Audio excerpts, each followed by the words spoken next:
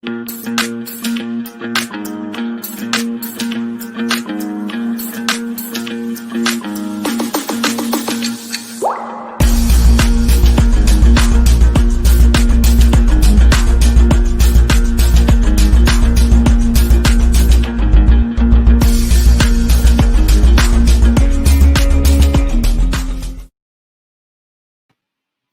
day, everybody, and welcome to #MarketEch Mondays. This is a show that features industry leaders who will share about their career journey to inspire the world of marketing. This is an initiative of Blogapalooza and MARKETECH APAC. Our guest for today is one that's also featured alongside myself in the Evangelists, and she is an experienced and seasoned marketing practitioner with years of experience under her belt in the hospitality industry. She has worked with the Hennan Group of Resorts, the Ascott Limited, Crimson Boracay, and she's now with Grand Hyatt Manila as its Director for Marketing Communications. Ladies and gentlemen, and everyone in between, let's all put our hands together for Miss Heidi Manabat. Hi, Heidi. Hello. Hi, Ace. Nice to see you. Nice to see you. Good day, and thank you for making time for us here in MARKETECH Mondays. Very, very pleased and happy to have you in the show. What's keeping you busy right now, Heidi? Well, the hotel really, as JJ said, I missed my deadline for this and I'm so sorry. But, it's really the hotel that's keeping me busy. Yeah, right. I also heard it from the grapevine that Grand Hyatt Manila did not close during this entire pandemic. How was that experience like for you, not having to close despite the quarantine?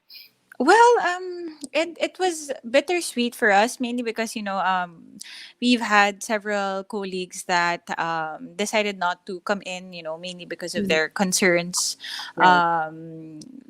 going around the city or having to stay in the hotel, so to speak. Mhm. So, it's been bittersweet in that sense, but we're happy that we didn't close. We were able to stay afloat even during the ECQ period, the hard lockdown. Right. So, Mhm. yeah, it's been good so Yeah. far.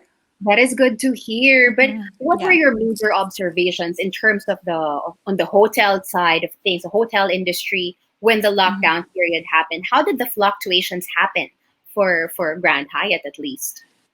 Well, for us, I think it was actually great for us during the pandemic, during the actual Mm. lockdown, because we had BPO staying with us. Mm. So we were actually running full. But then when everything eased up, I think that was around June. That's when things started getting a little bit more Back difficult to in terms of normal. bookings.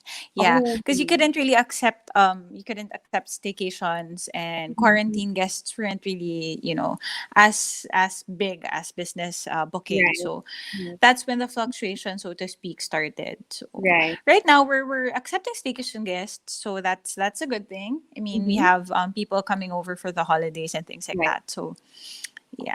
Yeah, I'd love for us to talk about more of the requirements for staycations because I know it's different right now. But before that, let's Yes. get right into the topic of your career. Heidi, I'm sure Mm-hmm. our viewers would love to know more about what got you started, where was your first job, what got you into marketing in the first place. Maybe we could start with talking about your career journey, starting with your first job. Now, Heidi, Mm-hmm. what was your first job, and was that in line with marketing?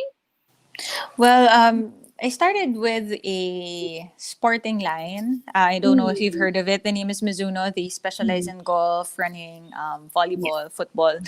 So I started out as a marketing officer. So I started handling mini events and things like Uh-huh. that. So look, it was connected to marketing, but it also had this sales component because there were, of course, you had to look after the quotas and things like Mm-mm. that. So Mm-mm.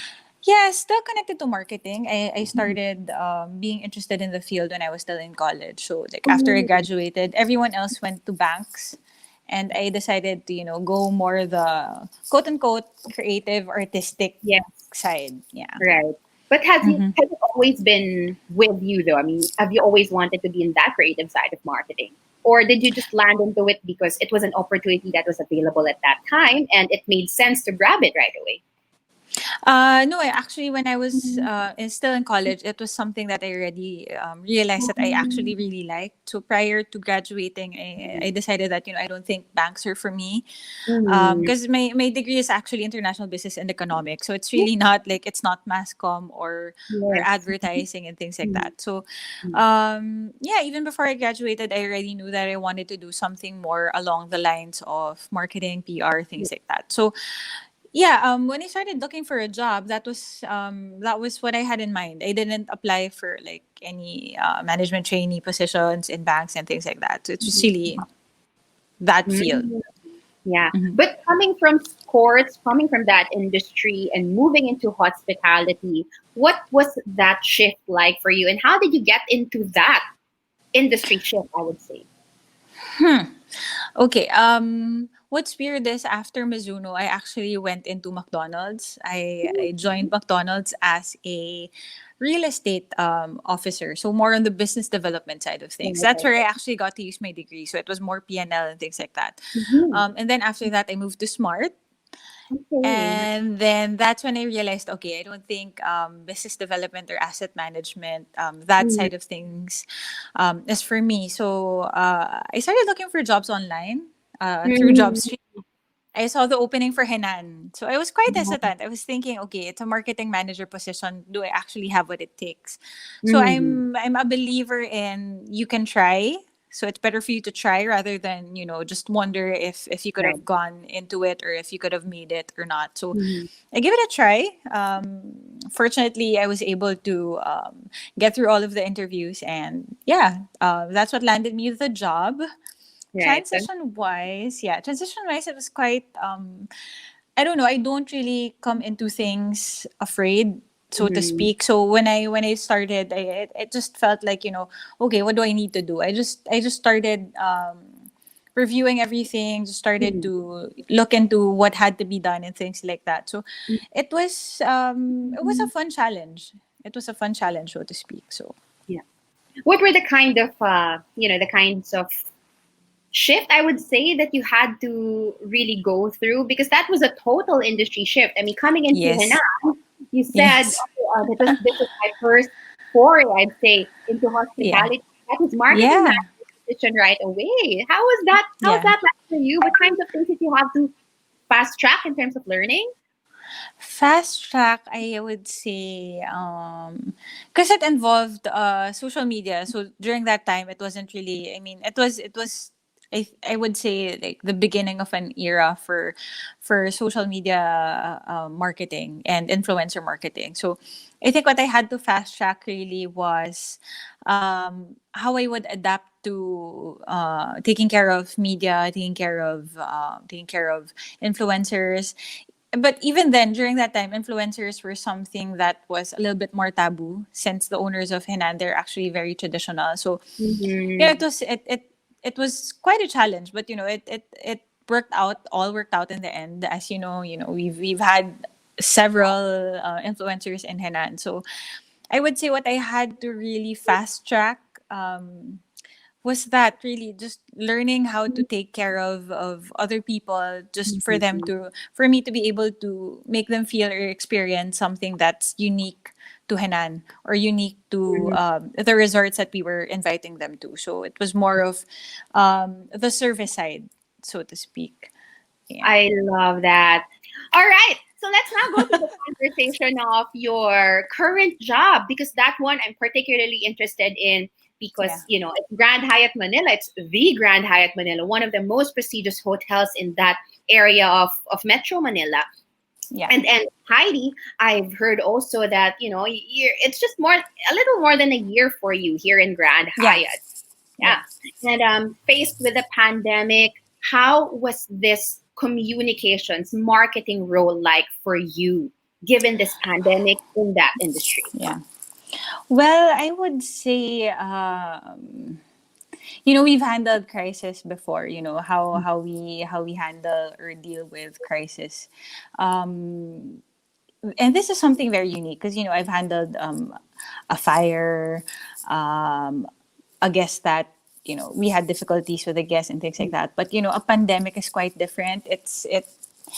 I would say it tests how you can communicate better with your guests, and how you can do that in a way where they feel like you're giving them this, not really shocking, no, but Mhm. it could be terrifying for them, but you give it to them in a way, or you say it to them in a way where they don't really feel like they have to be scared for their lives.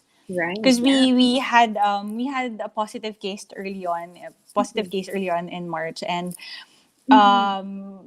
everyone was wondering, like, how do we say it, what do we need to say. And I'm actually blessed with the GM that's very understanding and is very transparent as well. So Right. we sat down and we said, okay, we have to say everything, we have to tell them the truth.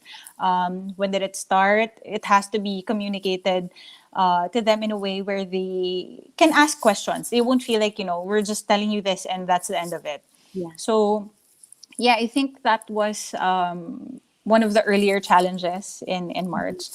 But Mm-hmm. yeah, it was met with a support system, so to speak, in the hotel. So Mm-hmm. blessed. I'm blessed with a GM that's transparent. It's 1 year into the job, they were actually telling me, "Oh, grabe, first year mo. Like your first year is actually very eventful. Like, Yes. 'cause A there lot was of Taal, yes. yeah, there was Right. Taal, then there's this pandemic, and I would say I spent like maybe 70 or 80% of my time in Grand Hyatt Manila during the pandemic, because I started last year, Right. November. Mm-hmm. So yeah, when I came in, my first day I already had an event, and we did the Christmas tree lighting on the same week. So very eventful. They've been telling me, okay, I think Grand Hyatt is trying to test your limits, or Yes. your Your patience, so to endurance. speak. Yes, persistence also is one thing. Yeah. But Yes, correct. you've been talking about challenges in the recent times. But what Mhm. about, Heidi, let's talk about your career challenges. Maybe the most major ones that you recall, or maybe, coming from different industries. What were your challenges in this marketing journey of yours? Challenges. I would say challenges include, of course, maybe defending, more of defending, or making people understand how marketing works, no, because not, I mean, there have always been set ways or traditional ways where we do the marketing, no, on different channels. But I would say one of the challenges is really trying to make the traditional generation understand how digital marketing can be very beneficial for a brand. I mean, how it can make or break a brand, how it can help you during a crisis, how it can help you communicate your promotions quickly, things like that. So I think that's one of the challenges that I've had earlier on in my career. I mean, um, but then, I mean, what I always like to say is you let the work speak for yourself. Right. Yeah. So you Mm-hmm. don't, I mean, I'm not the type of person. Actually, this is the first time I've actually said yes to like on camera interview, because it's, I mean, Yeah. I don't, I feel like it's something that can only be done, or should only be done, for people that have achieved great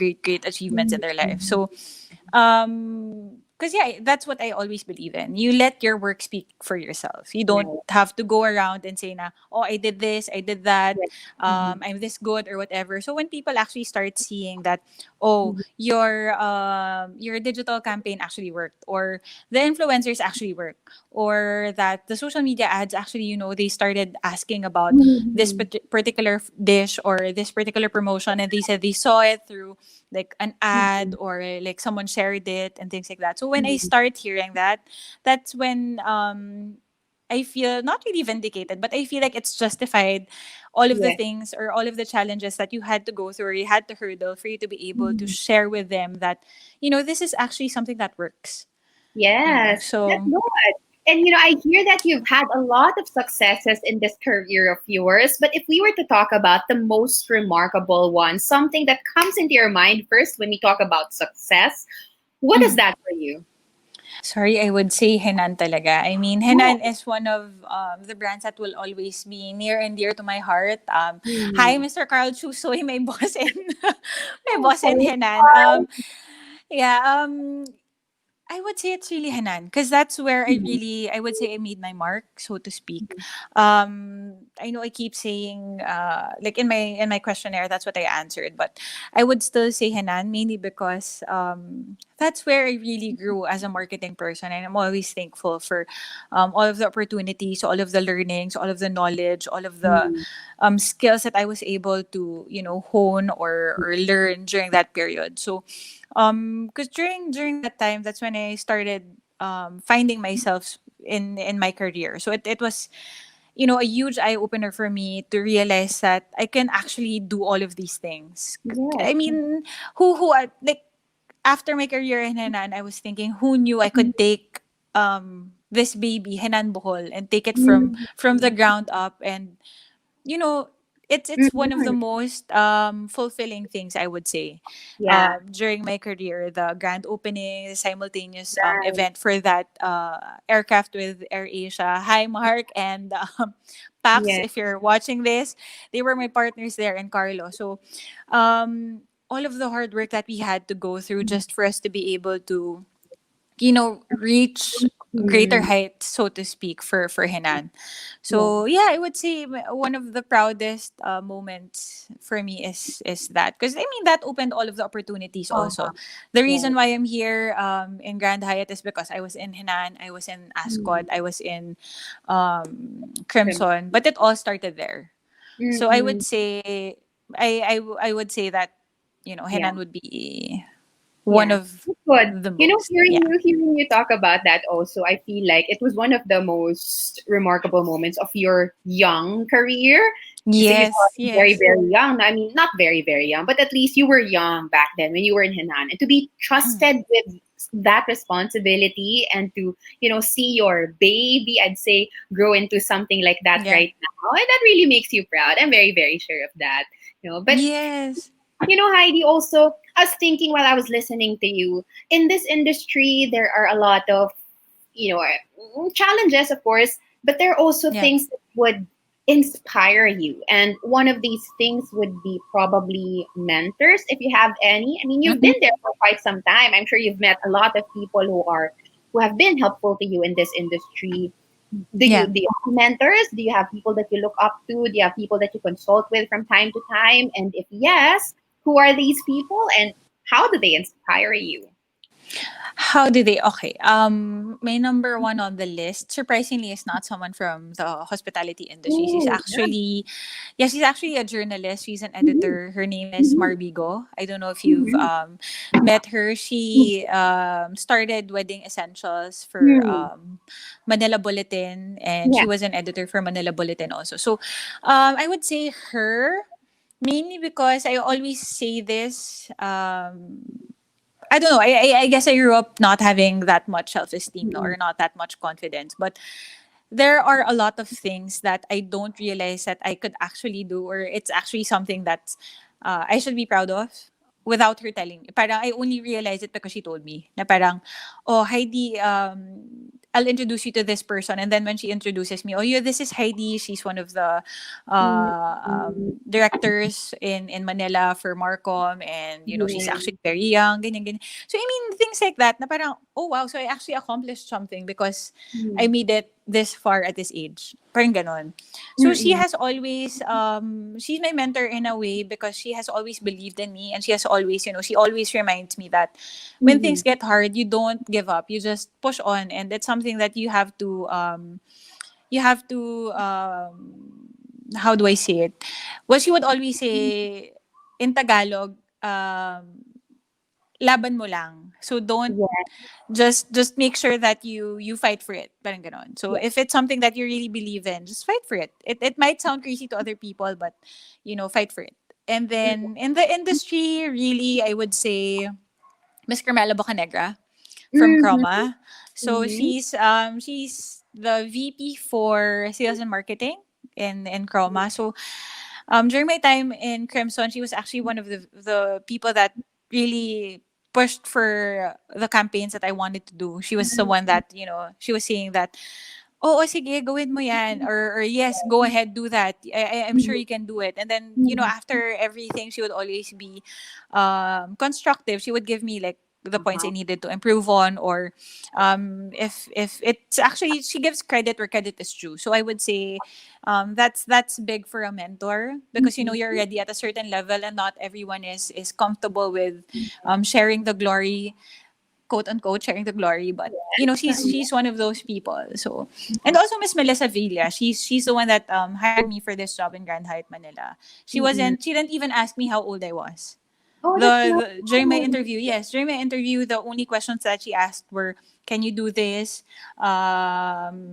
Like what kind of campaigns can you do and things like that." It was very technical, and I think it was also a good thing that I was very honest with her during the Yeah. interview. So I was honest with what I could and could not do.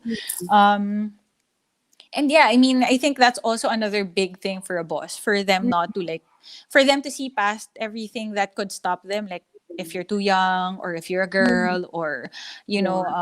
you didn't come from another like another multinational chain, like Mm-mm. so Yeah. yeah, I would say those three. Yeah.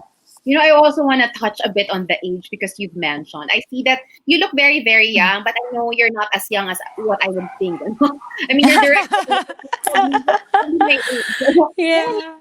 you look very, very young. And I just want to Yeah. know, and this is a personal question of mine. Has there any, Yeah.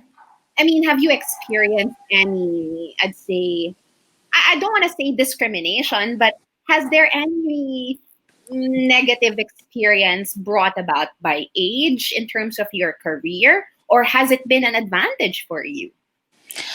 I would say I've had both. It's an advantage mainly because I can relate to the team better since I'm not saying that, like other age ranges wouldn't be able to relate to the younger generation, no? But I would say it's an advantage because, my age is closer to them. So we kind of Mhm. speak the same language. It's easier for me to adjust. It's not as difficult. Right. And I'd say like the flexibility is also something that comes with it.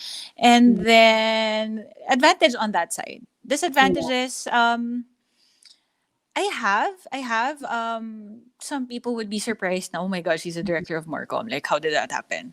Or Mhm. like when I was in Henan, because I was 25 when I got that job. So they were like, Ooh, oh, she's so young. How did she get it? I don't think the person that said this would remember na rin naman. But I would yeah. say I would say the most unforgettable remark I've had on my age was she probably got it because she knows the boss.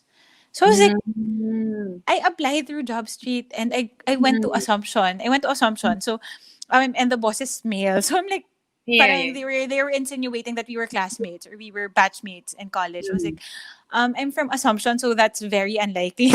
Yeah, yeah, yeah, yeah. Very unlikely. So I mean, it's been funny, so to speak. I mean, it's been funny to hear those things, but it's also been a blessing to be this young doing this kind of job because Mhm. you can handle the long hours, you can handle having to balance all of the things that you need to balance, like Mhm. family and like businesses and things like that. So it's been a blessing to me more than anything. But it's had it. I've had my share of like, I don't Yeah. think she's right for the job because she's too young Mhm. or Mhm. things like that. But Mhm. I mean, that's life. That's Yeah, and life. Yeah. like what one of your mentors would say, "Laban mo lang, just fight for it." Yeah, Yes. Yeah.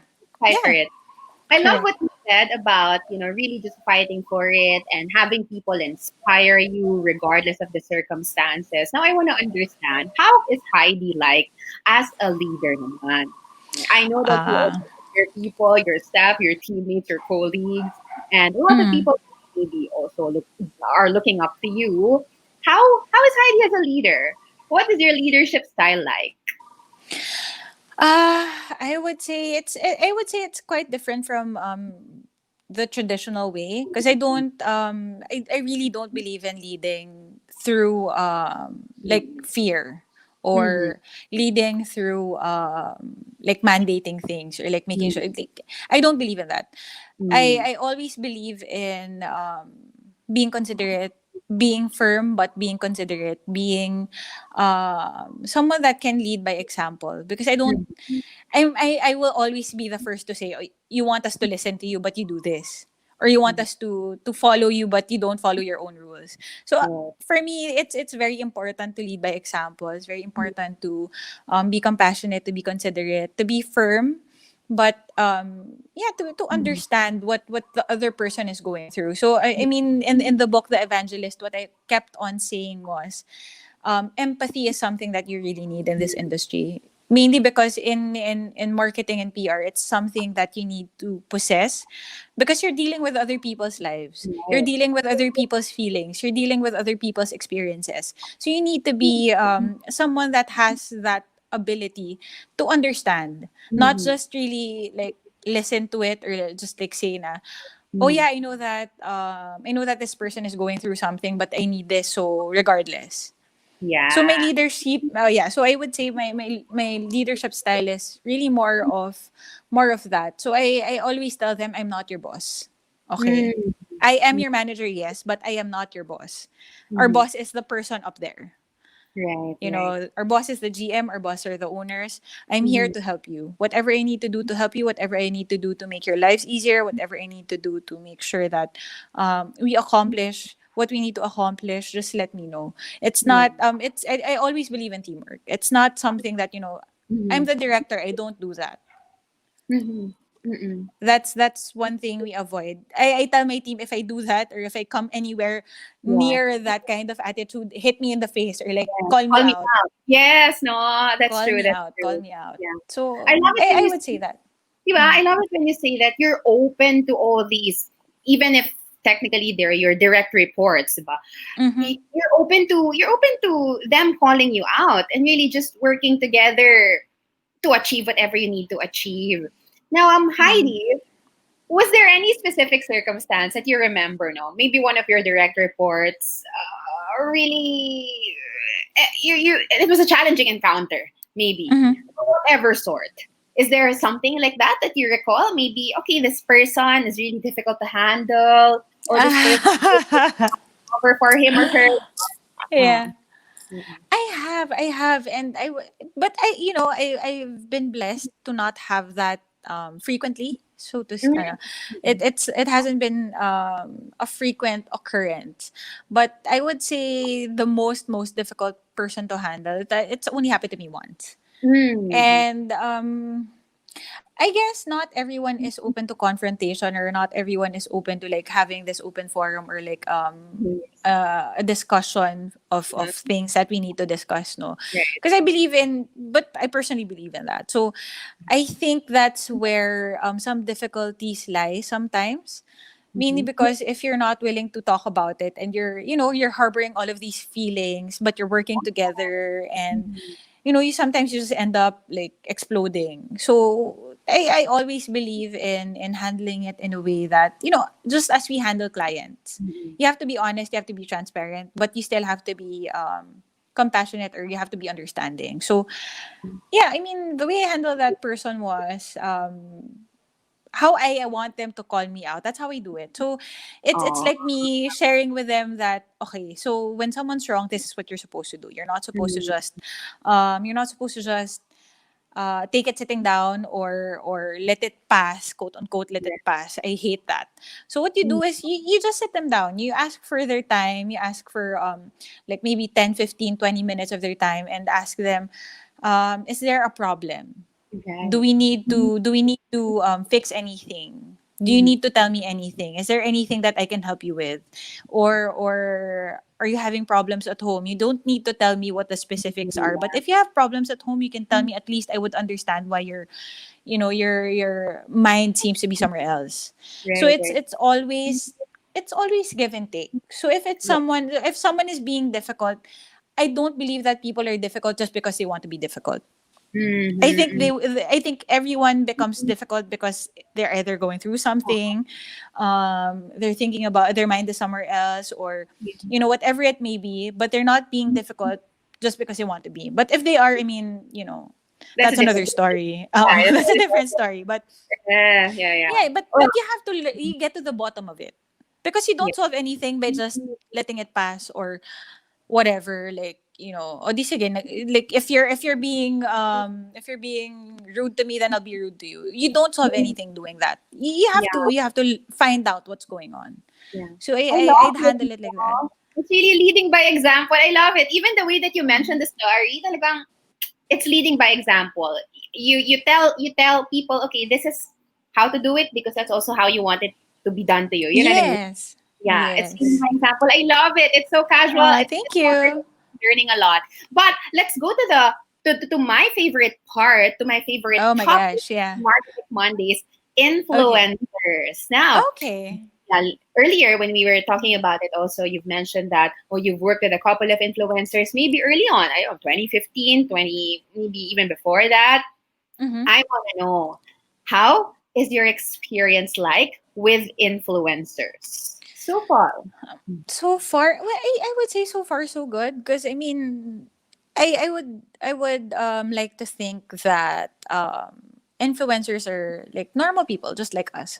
But when I started this journey, when I had my first trip with influencers, hi Lorene and Nicole, they might laugh when they Oh, see this, but the first time I worked with influencers was actually with them. We invited them to Hennan Bohol. I met with them at the airport, so that was the first time I saw them. So when I saw them, actually prior to that, I was very, very nervous. I was thinking maybe like, what if they,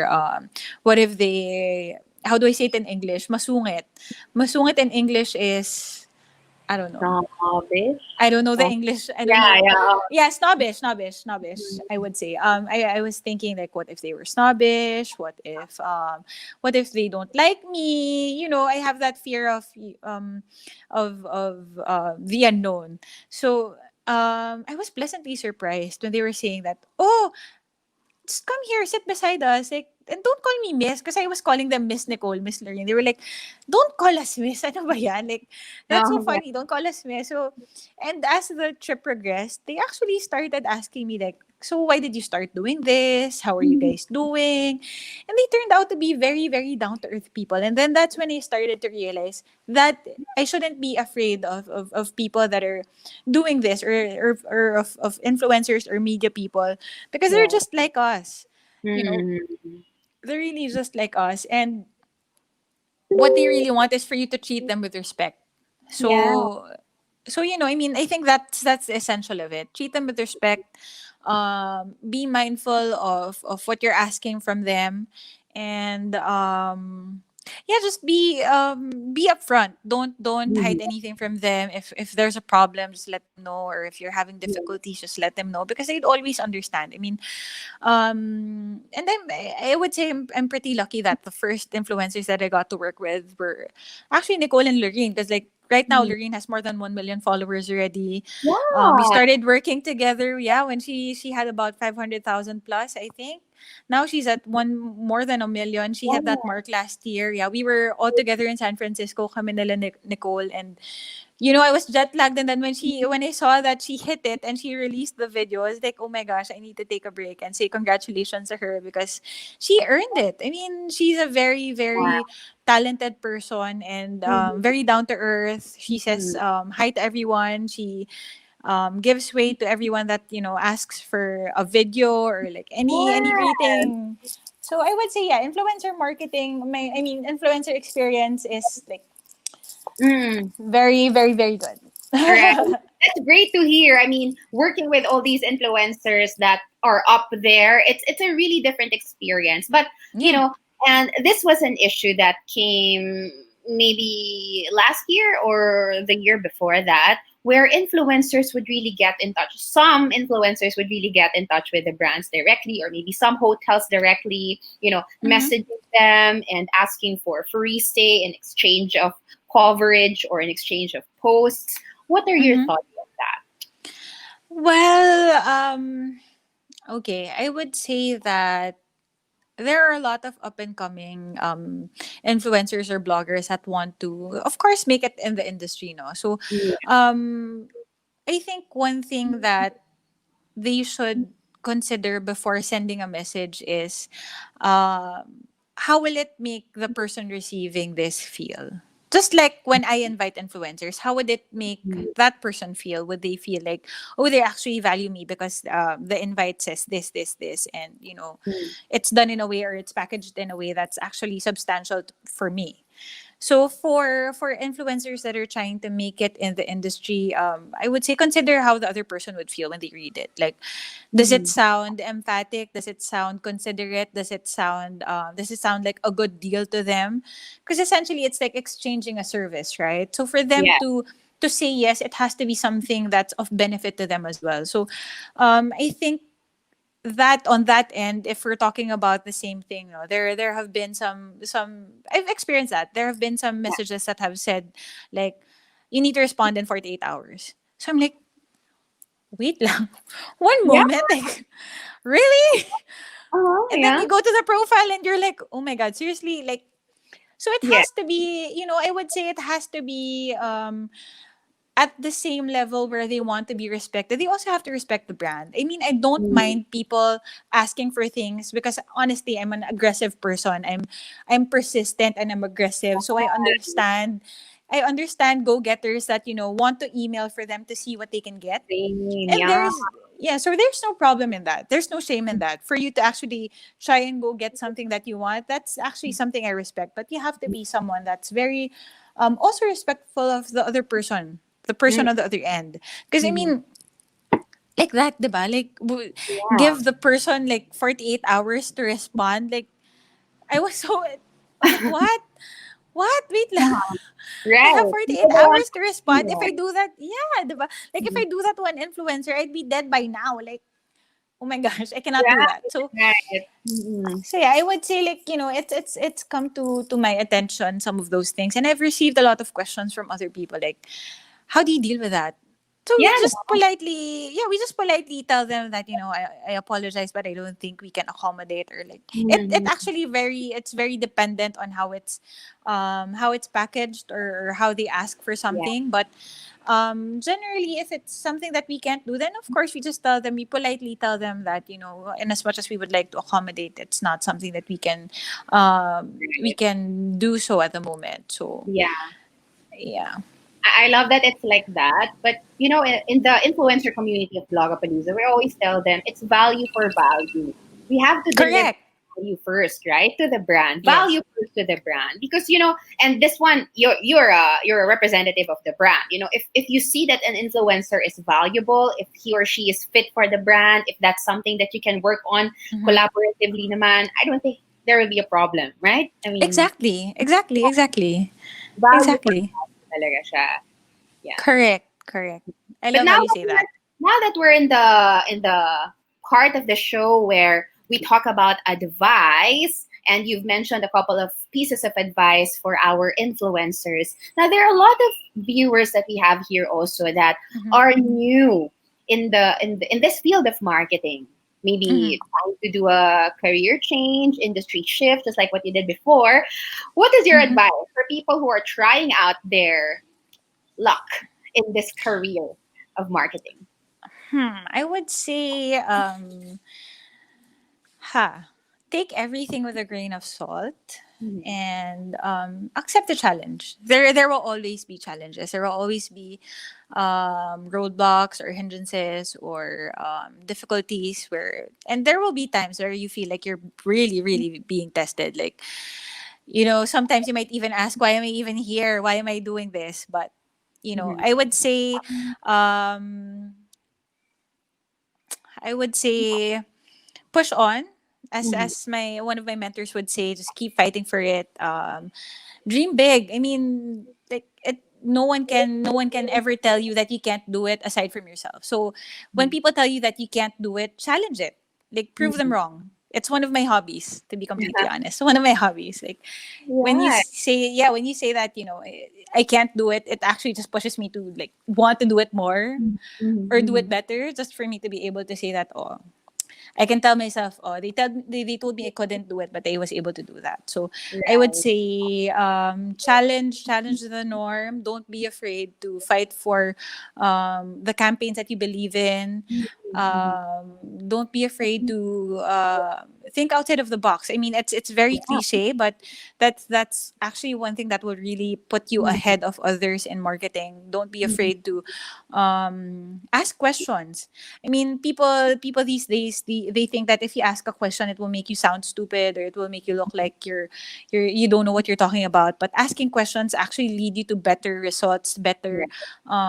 better outcomes, better strategies. Mainly because you have the courage to ask about the difficult things, like Mhm. can we actually do it? Is it something that's Mhm. foreseeable in the future? Is it something that's feasible? Mhm. Is it something that the audience will like? So Yeah. I think RC Cola, my God, I mean, when I saw that I was commercial, supposed to ask you about that. What are your thoughts on it? the first time I saw that commercial, I was like, I know what they're trying to do here. They're really trying to get people to talk about them. That's it. They don't Yeah. care what the if it makes sense or not. What they want to Uh-huh. achieve is Uh-huh. people to start talking about them, and it worked. It People works, no? started making people made like those Instagram stickers of you Yes. moving your head, the heads, the face, and Right. the so I Did mean, you know there and was a that's sequel of yeah. that? There's a I'm sequel of that. sorry. Yes, the hand, right? Yeah, yeah, the The hand, hand. the eyes, the eyes Yeah. with the real eyes, right? Yeah. I love it. Right. So I Mm. mean, that's a classic example of challenging the norm and Mm-mm-mm. going further, and asking the difficult questions. Can the market handle this? I'm Mhm. pretty sure like the traditional thinkers, or the ones that are boxed would always say, ano ba yan? Like, what the hell? I mean, will people actually respond to that, Yeah, or will yeah, they react well to that? And they did. I mean, we I would did. say I would say 100 friends of mine on Uh, Facebook shared that. So that yeah, worked. I mean, it same. worked for them. So Yeah, it I would trended say, in yeah. Twitter. It trended in Twitter like 5 million views na yata. Yeah. Right? So I would say those things they have to remember, and always remember why you're doing this. Mm-mm. Always have a purpose behind everything that you're doing, because if you don't have a purpose behind it, then at the end of the day, when things get hard, you might just end up giving up. But if you Mm. know the purpose behind everything you're doing, if you know the end goal of what you're trying to achieve, Right. then everything will seem as if it's Just something wait. that's Mm. yeah, it's something that will just pass through you, and you will always just think that at the end of the day I will accomplish all of these things. At the end of the day I will be doing this for my team. At the end of the day I will be achieving this for my brand. Yeah. So yeah, I would I say love it. Uh-huh. Yeah. Yeah. yeah. Okay. Love it. Love it. Love it so much. There were so many value bombs in that conversation. I was just really sitting here and listening to you and learning, absorbing as much as I can. But Heidi, I promise our viewers that we're going to talk about how are things like in this new normal in the hospitality industry. What are the Mm-hmm. things that people need to do prior to maybe checking in a hotel? What are the things that they have to prepare for? Ah, okay. So for staycations these days, it's a number of requirements, but I would Mm. say it's actually something that will put you at peace, especially if you're like me. I'm paranoid, so Yeah. having the tests done prior to check in is one of them.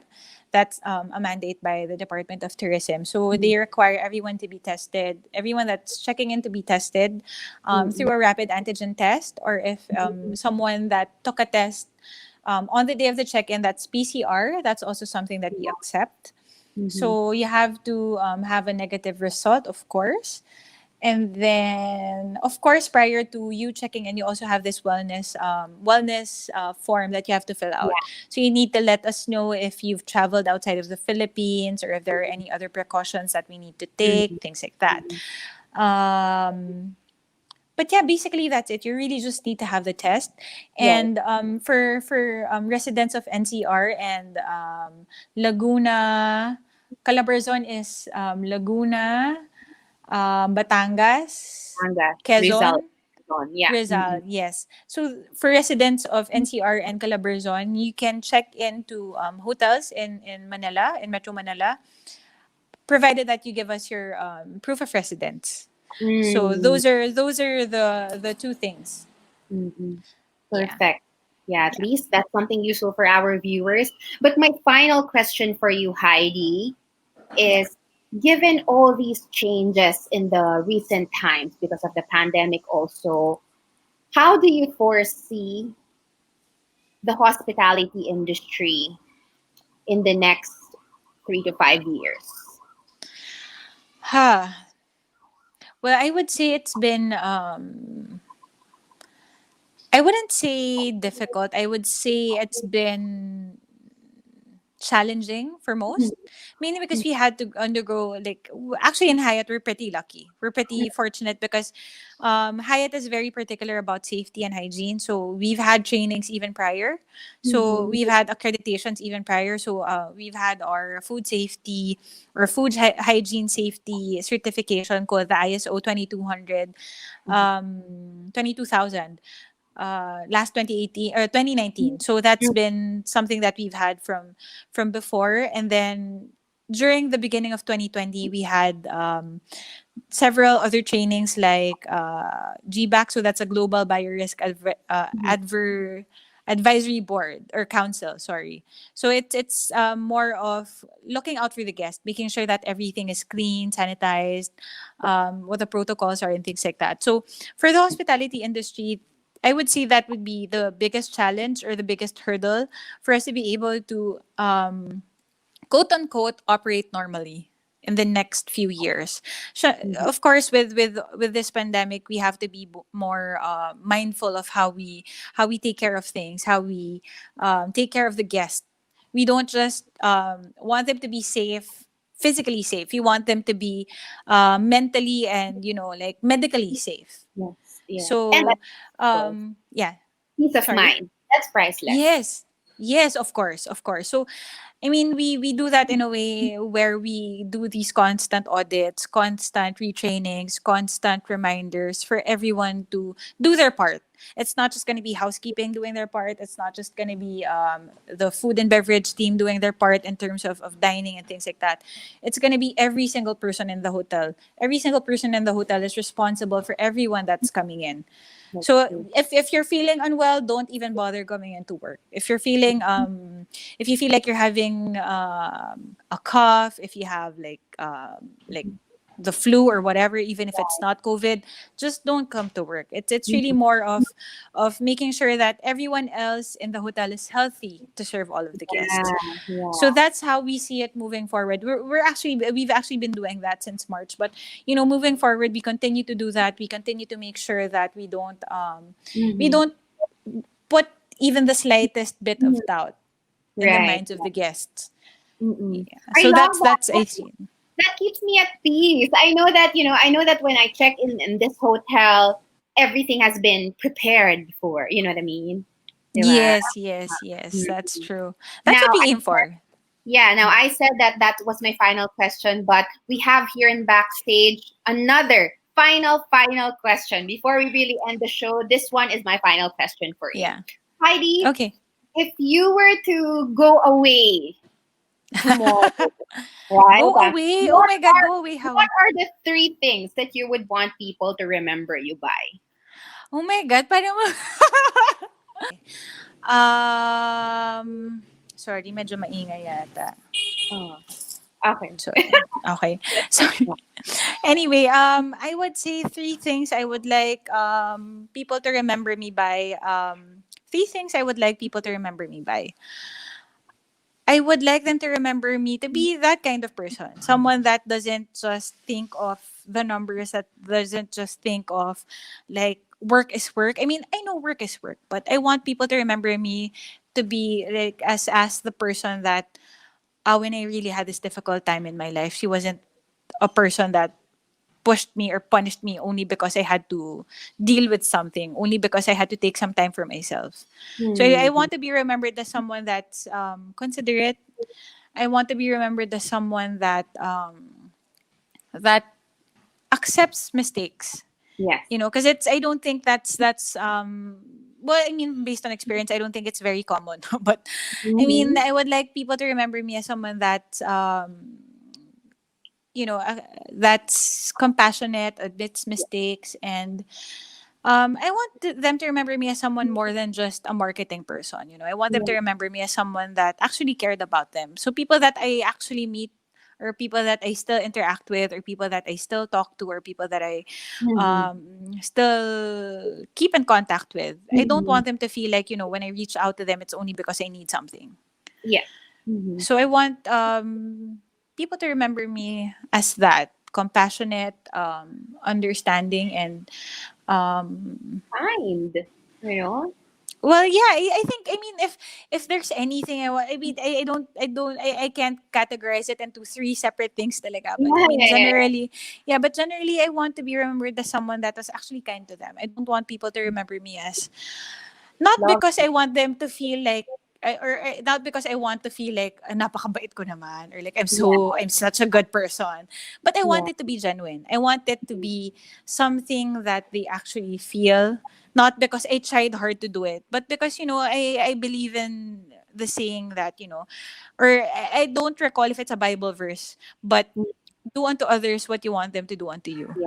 So you make them feel how you want them to make you feel. Mm, So mm, I would say that. I would say that if I wanted people to remember me, I want them to feel like, oh, she was so kind to me. mm. She was understanding or whatnot. But I want them to feel like she treated me how she wanted to be treated.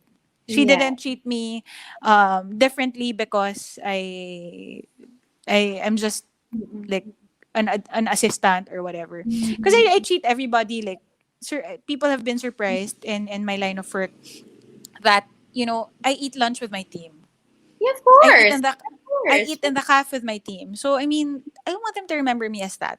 I want them to Correct. remember me as the person, like a person that's approachable, a person Mm, that's understanding, a person that's considerate of their feelings. That, you know, at the end of the day, it's really the people that you take care of that will always be there for you. Or, you know, I mean, don't treat people based on who they are or what they can do for you.